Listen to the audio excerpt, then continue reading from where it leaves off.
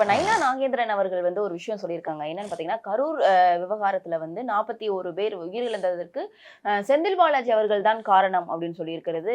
சமூக வலைதளங்கள்ல மக்கள் மத்தியிலயும் என்ன ஆச்சு? என்ன இவர காரணம் அப்படின்னு ஒரு பாஜகவுடைய மாநில தலைவர் சொல்றாரே! அப்படின்ட்டு மக்கள்லாம் எதிர்ந்து பார்க்குற மாதிரி இருக்கு சார். என்ன சார்?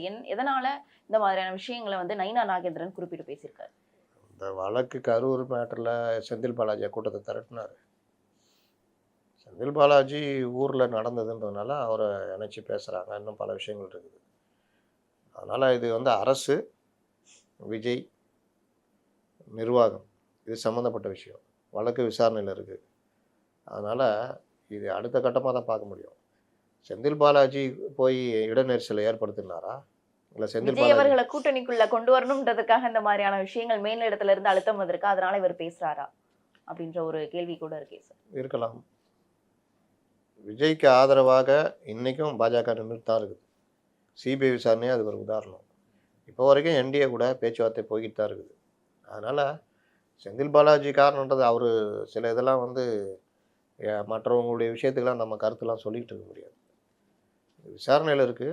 அரசு, அரசுடைய அதிகாரிகள் உடைய மெத்தனம், பொறுப்பற்ற தன்மை, ப்ளஸ் விஜயுடைய பொறுப்பற்ற தன்மை. பலியானது அப்பாவி உயிர்கள். இது எல்லாத்துக்குமான விசாரணை தான் போய்கிட்டு இருக்குது. இதில யார் குற்றவாளி?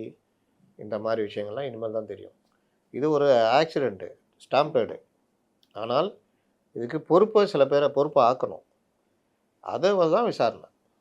அதனால அந்த இதுதான் நோக்கி தான் நகரும் தவிர, இவரு தான் கொலை குற்றவாளி, இவரு தான் அதெல்லாம்